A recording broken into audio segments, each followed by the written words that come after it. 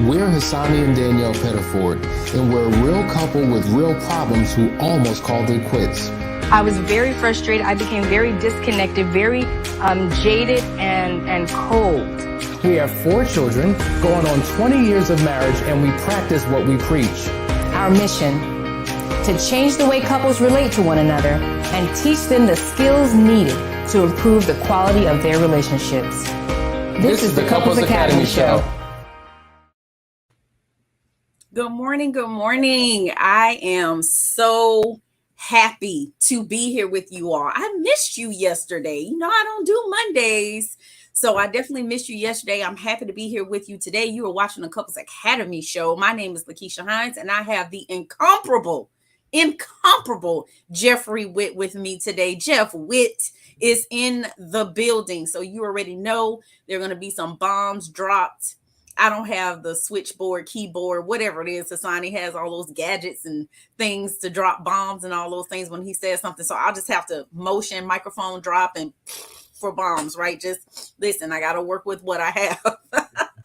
So make sure you guys let us know where you are streaming from, what part of the world, the country, the county, the city, the state. Where are you? Let us know. We appreciate you guys tuning in every single day, every single week, giving us your support. And we just want to shout you out. So definitely let us know where you're streaming from. Today, we are talking about a very popular topic. It is emotional flooding. I don't know if you've heard of this before. I don't know if this is something new to you. If you've heard of this before, just drop a Y in the chat. If it's new to you, drop it in. Let us know. I just want to kind of know where you are, if this is something that you've heard of or this is a brand new topic for you. Listen, Jeff, 2 of our Avengers are missing. They are missing. They are in a completely different country. And yet, they still chose to reach out and say, good morning, Team Smith, Gonzalez and Jewel in Puerto Vallarta. We miss you. We miss you too. Have fun. They're on a cruise, you guys. They are living their best lives. I miss y'all, but I'm gonna be honest. I'm jealous. I've missed one. I love Puerto Vallarta. It's one of my favorite places. We went with Hassani last year. Oh man, I'm so jelly. But listen, you guys enjoy. They're celebrating Brother Gonzalez's birthday, and we are sending our love and our prayers and our good wishes and good vibes all the way to Puerto Vallarta. So have fun, get home safely, and get back to work. Get back to work. All right, you guys. So we are going to jump right in with this topic today, this emotional flooding in a relationship. And I'm going to pass the mic to my brother Jeff here so he can break down for you what emotional flooding actually is. Let the people know, Jeff. All right. So this was a tough one for me because I didn't realize my personality type has the ability to do this to people. And so what happens with emotional flooding is a lot of times you'll find yourself either in an argument or a situation that's tense, and one person will escalate and the other person will retreat and almost go into a silence. They can actually even look or appear like they're ignoring you. They could look like they're turned off by what you're saying. They could look like they're rejecting the whole conversation and just treating you like you don't exist.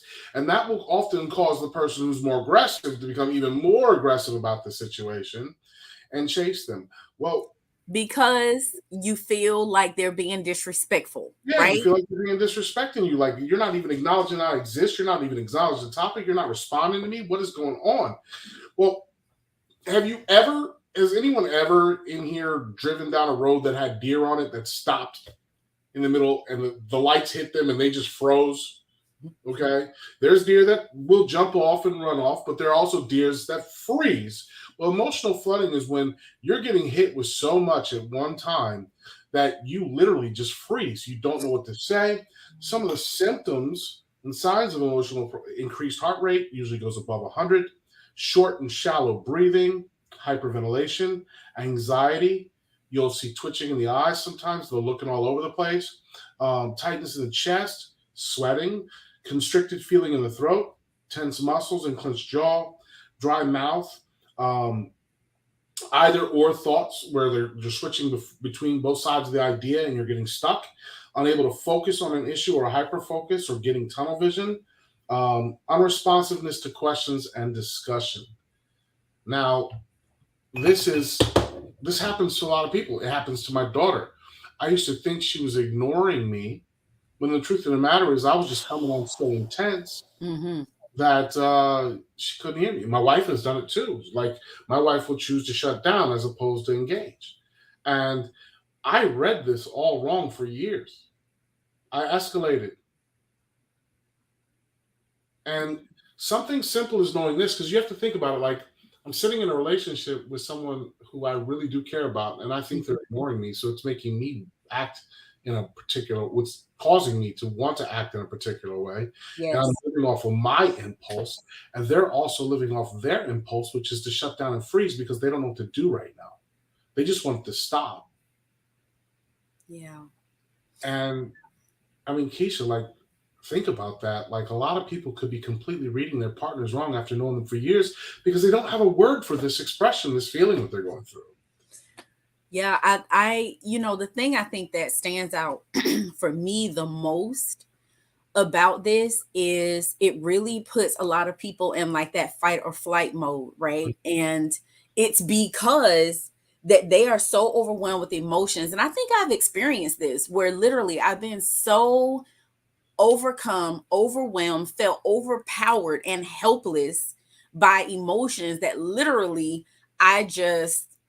my brain just turned off, right? And we know that unfortunately the prefrontal cortex and the brain, which is what helps us with our logical thought and processing, reasoning and all of that, it literally turns off and they're almost like frozen. And I love the analogy that you gave of the deer caught in headlights, because they literally are just frozen. They don't know what to do, like, and their body will not move.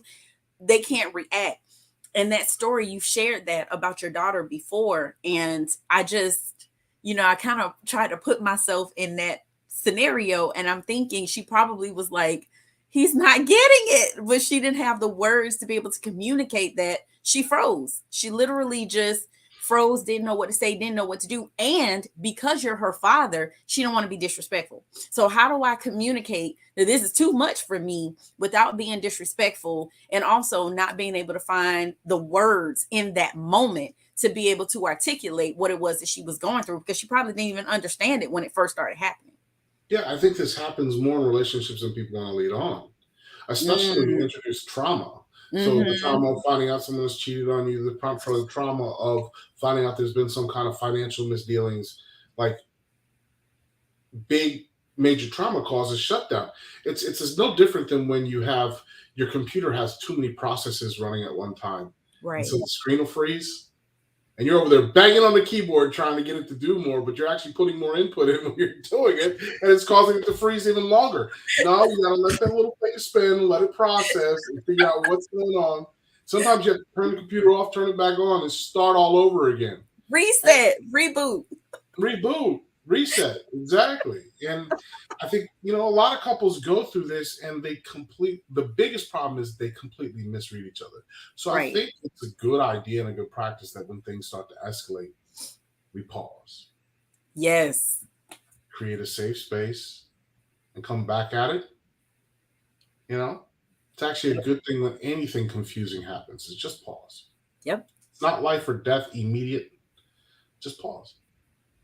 For sure. And so when we think about what actually causes people or triggers them right into this emotional flooding, one of the biggest things is feeling threatened. I mean, that's what you talked about with the deer. Animals often, they feel that, they sense that, they can tell. They can feel our energy and different things, right? With dogs. I remember when I was a little girl, there was this dog in my neighborhood. It's like the bully of the neighborhood before I got my own dog. And he threatened everybody who walked past his house, right? He would threaten everybody because he felt threatened. And so when I got my own dog, and my own dog literally started coming to our rescue and our defense, that dog retreated because now you feel threatened. And he actually was like, oh, I got to get out of here. You got help, right? Mhm. So one of the things that triggers for sure this emotional flooding is feeling threatened. So I don't know if that was a situation with your daughter, but I know in relationships, this happens very often where we do feel threatened. It could be feeling threatened by the other person. It could be them threatened by, maybe they're thinking that there might be some infidelity going on. I love the fact that Ben dropped in here, as an aid, I do shut down, but not a retreat. I just blank. My mother was verbally abusive. And so that's what you were talking about, Jeff, past trauma, right?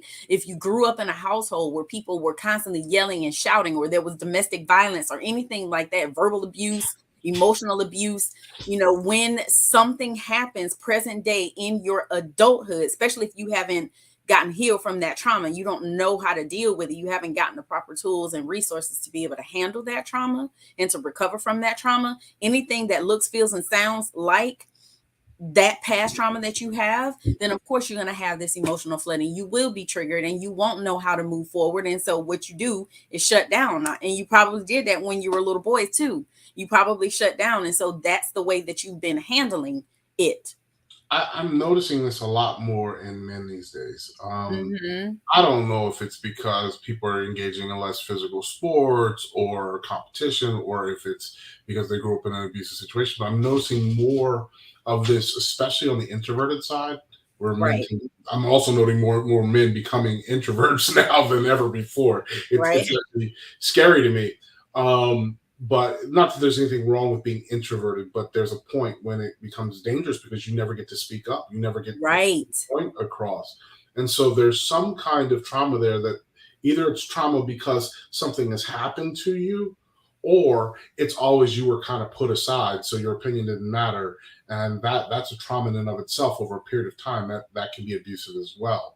So, you would usually see it in the old days in larger families. The youngest or one of the middle children would get ignored, and they become this crazy introvert.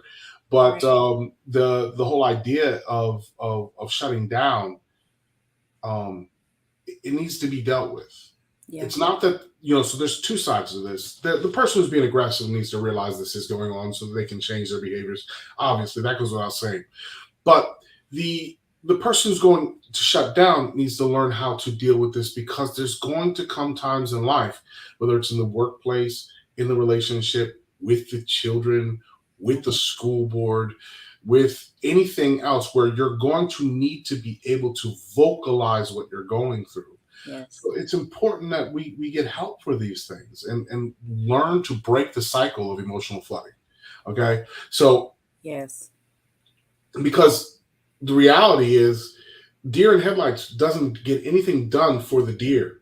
And all of us can try to avoid the deer, but sometimes it's going to cause you an accident because you froze. yes, And while I see the aggressor, a lot of people are going to hear this about the aggressor coming on heavy, we've got to be able to respond and not just react. yes, Respond in situations where we have this, because we will always, as the person who freezes, you will typically always lose and get pushed aside if we yes, don't. for sure. For sure. And going back to that threatening thing, right? You feel like you're being threatened, you might shut down. Typically, I think that that's what happens with this emotional flooding, but also we're thinking that we are being threatened, and sometimes we're really not. Sometimes we think we're in danger and we're really not. But because of our past trauma, because of our past hurts and pains, that's the way that we're perceiving this threat or perceiving some type of danger. And so that could come up with, like you said, in relationships, with us having a heated conversation, a heated discussion, maybe even rejected. Sometimes people who are rejected, they perceive that as a threat when it's really not. And so what do we do when we are in the midst of a heated conversation, we're feeling threatened, or we feel like we're in danger? You started with my 4 P's, right? That first one is to pause. And that's always 100%. I agree with you on that one. And then the next thing is to ponder, right? Or pray. Literally what you're doing is you're thinking about what is going on, what's triggered me, what caused me to feel threatened in this moment. Am I really in danger? You gotta like literally talk to yourself. Yep. Like not in a way where you need to be in a mental in a straitjacket on medication, not like that, but you do have to have these conversations with yourself. It's rewiring, redirecting, right? Making sure that you are being realistic with what it is that you're thinking before you even respond. So like what set me off in this moment, and what is the negative talk I'm hearing? What do I really think I'm hearing my partner say? Because you may be thinking they're rejecting you, but really they're talking about themselves and talking about maybe an insecurity that they have, but you've turned it around and made it about you. And that may not be exactly what it is. So we do have to be mindful in the thoughts that we're having, which is why I'm saying you need to ponder. And then your position, right? Change your position, because it's not always, again, exactly what you think it is. So the position is mental, right? What is your position and what you're trying to articulate and communicate? But it's also sometimes your posture and how you're sitting. Like Jeff is a really tall dude. You guys can't tell how tall I am because I'm seated. But standing next to Jeff, like I look like one of his kids because I'm really short. So if Jeff and I, he's half of me. Thanks, Jeff. So if I'm standing next to Jeff, we're having a conversation, and Jeff just naturally, like he's just it's a lot of energy. Like Jeff's energy fills the room. He's just that type of dude, right? And so sometimes it's not even his tone. Sometimes it's his volume, because he gets excited like me. He gets excited and then he talks a little faster. The voice might get a little deeper, like whatever it is, but just his height in comparison to mine can make me feel intimidated if I'm not secure in me and confident in who he is as a person. Like I know him, and I know like he would never do anything to hurt me or, you know, be disrespectful or whatever. And I know him now, so I get that. But for someone else who's not comfortable, who doesn't have that safety, security, doesn't have that trust in their relationship, just his posture of standing up while I'm seated or I'm standing next to him could make me feel threatened or intimidated. So sometimes you got to get eye to eye. So let's sit down on the couch while we have this conversation. And then after you do all of that, you know, where you pause, you ponder, change your position, you should be able to proceed with the conversation. So always remember the 4 P's. That helps when you guys are engaged in a conversation that might be get a little heated and get a little aggressive. What was Jeff, can you share what you and your daughter did? Huh? Can you share what you and your daughter did to kind of help combat that whole thing? I love what you guys came up with. Okay, I'm going to do that, but we got to hit a commercial break. I'm going to do that right now. Yeah. After you do that, then we'll go to commercial. No, I'm going to make them watch the commercial first. We got a couple seats for Foundry Experience open, and I want to get this thing filled. So okay, we can go to commercial break. All right. Well, we are going to take a commercial break at Jeff's request. And when we come back, Jeff will share with you a strategy that he actually used to help that communication with his daughter so they could combat emotional flooding. Stay tuned. You're watching the Couples Academy Show.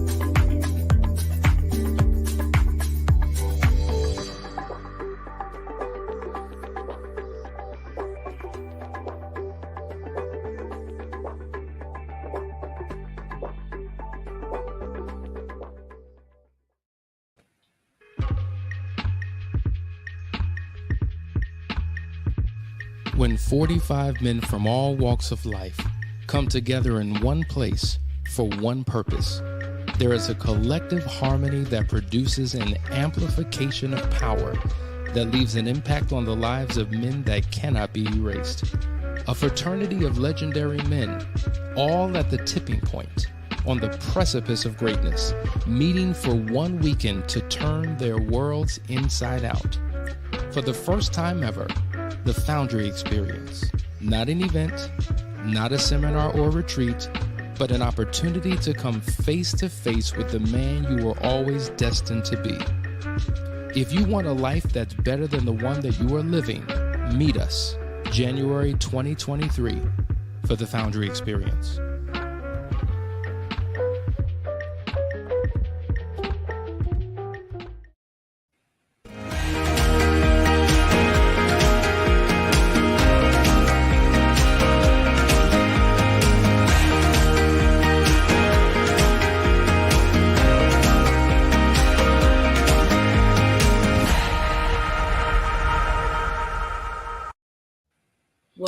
Welcome back. You are watching the Couples Academy show. I'm Lakeisha. I have Jeff with me today, and I just want to shout out the people who are here. Mr. Ben, Camille, Callie, Power Couple, what's up?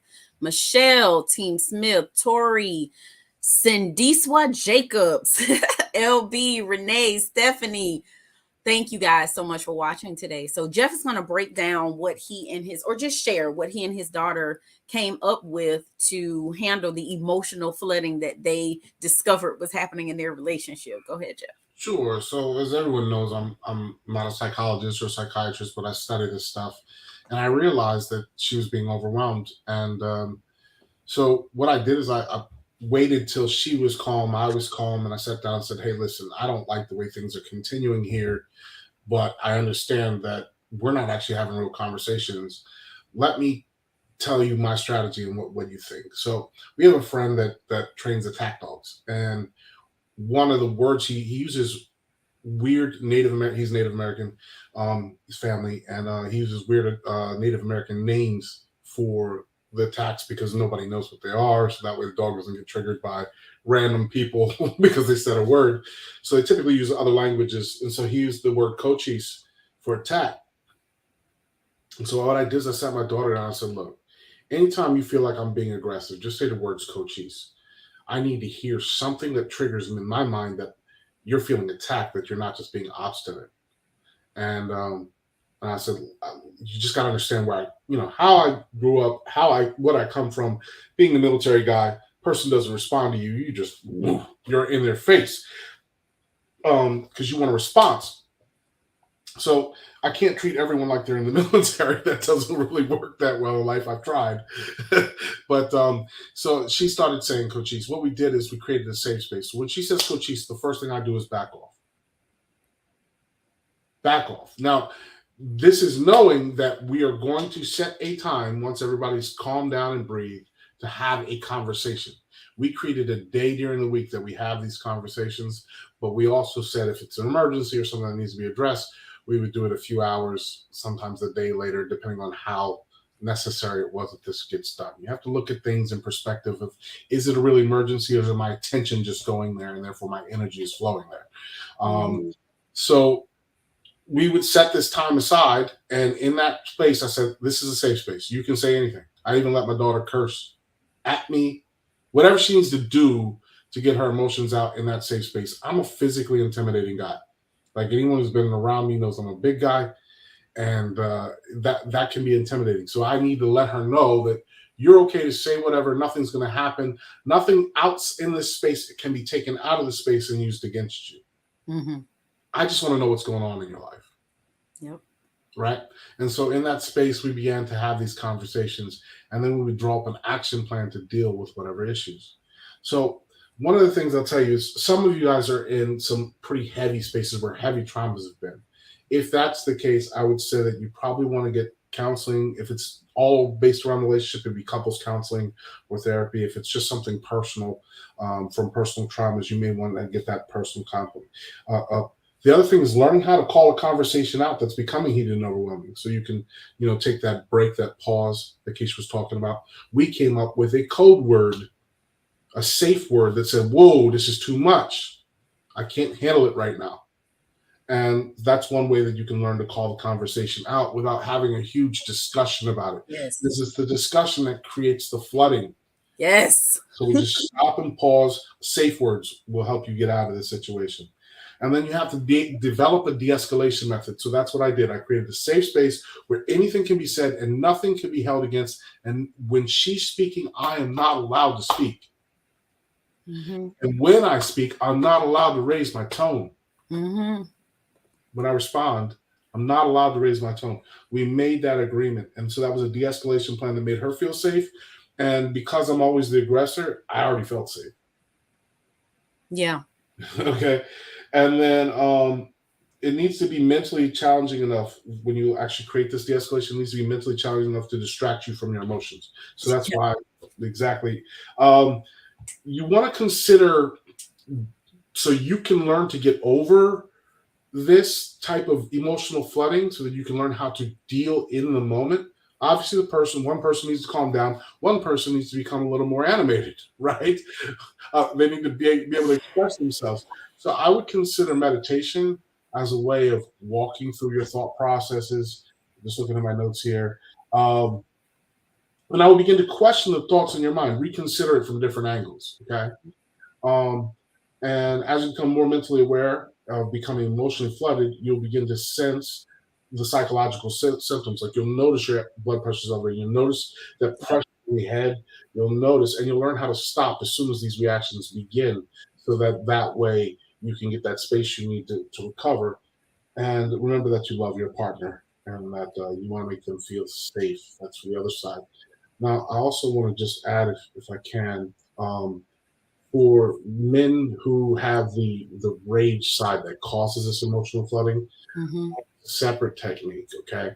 So I call this release the rage. First of all, I separate myself from the situation.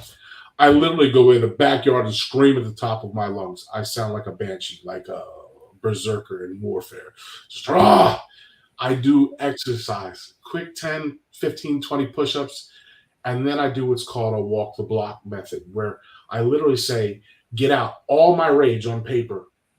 And that might include curse words. Just get it out on paper, not at the person, on paper. Then I am looking at, from my point of view, what is making me angry. Then I look at them and I go, what could they possibly want? Well, now I have to consider why they're acting the way they're acting.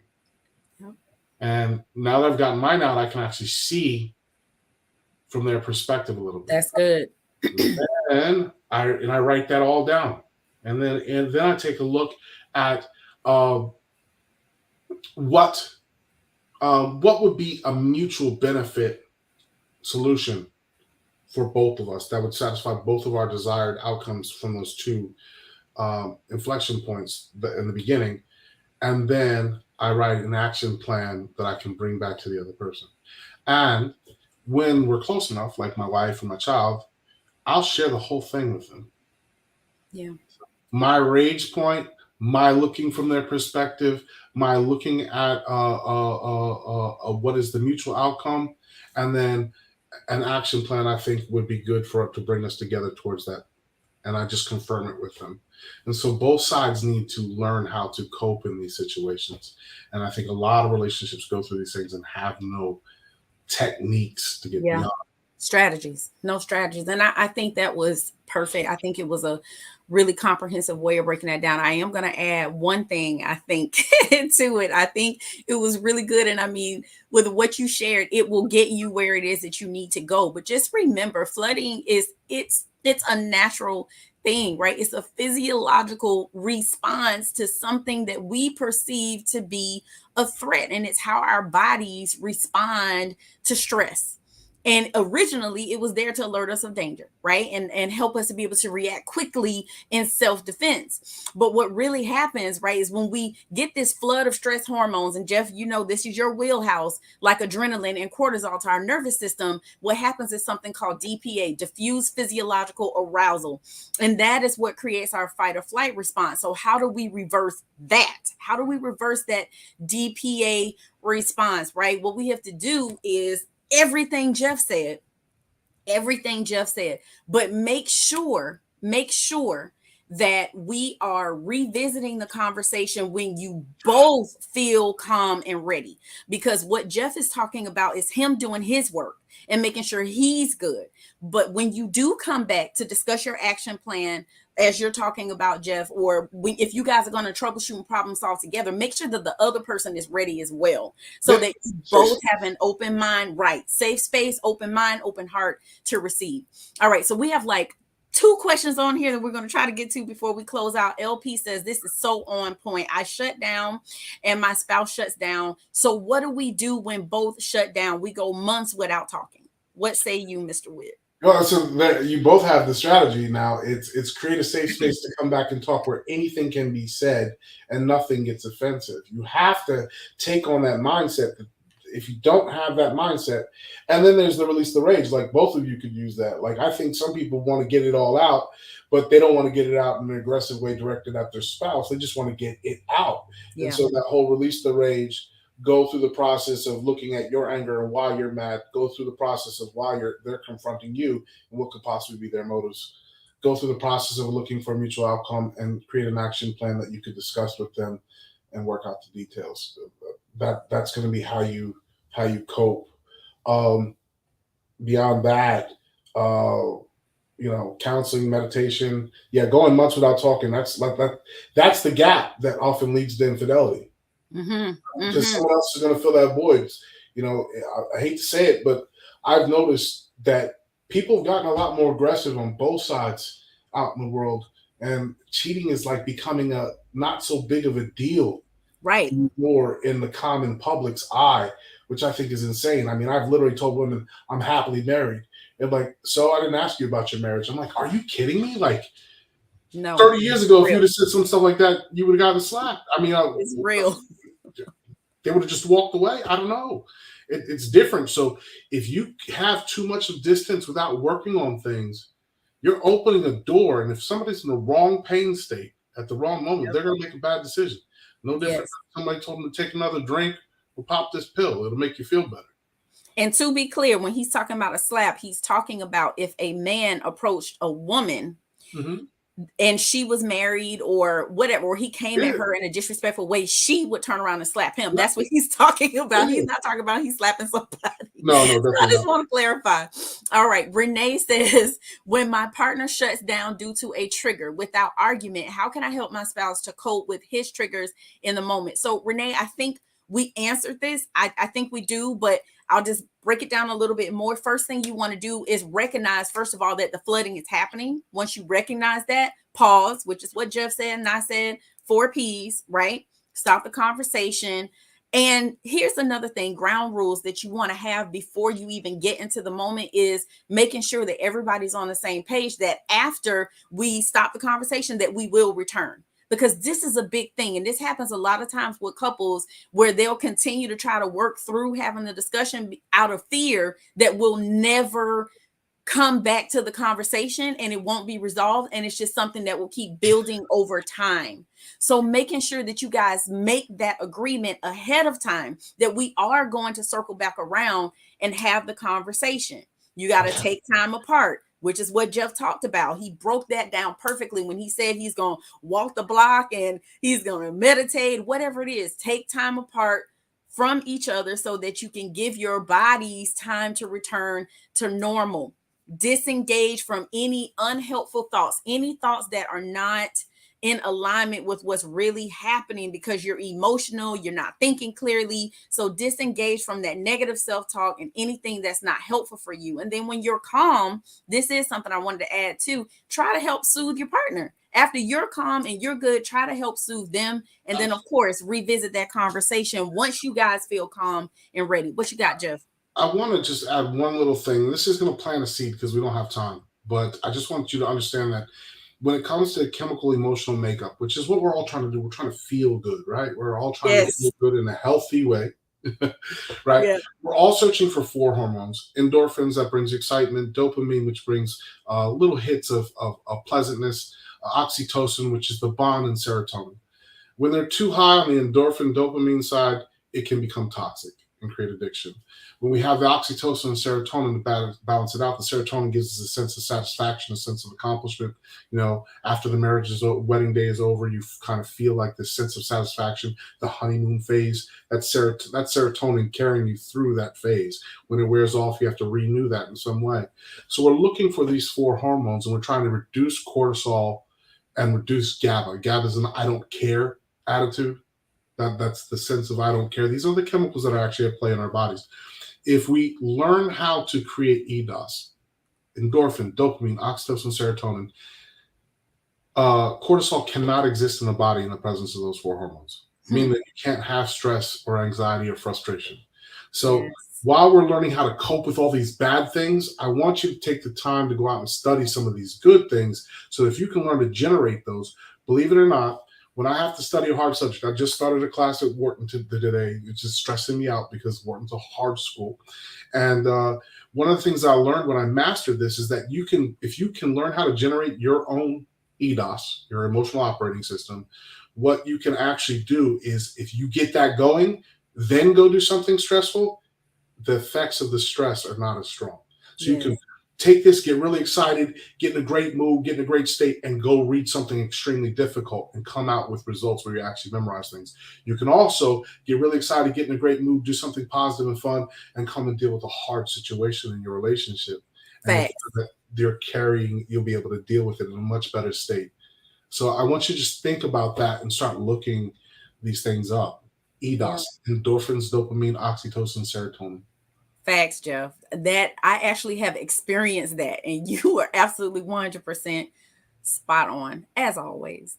But you guys, listen, there's so much coming up. We're ending out this year. We want to end it strong. Don't go into 2023 in misery. Do not do it. Sign up for your last chance weekend of 2022.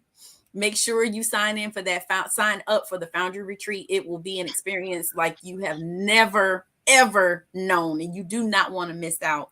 And make sure that you are downloading that Couples Academy app so you can stay tuned with everything that is Couples Academy. We will be back here tomorrow. I don't know if Jeff and I will be back tomorrow, but Couples Academy show will be back tomorrow, 9:30. Make sure you tune in. Thank you guys so much for watching. SOS tonight, 9 p.m. Don't miss it. Be there or be square. Thanks for watching, you guys. Have a wonderful day.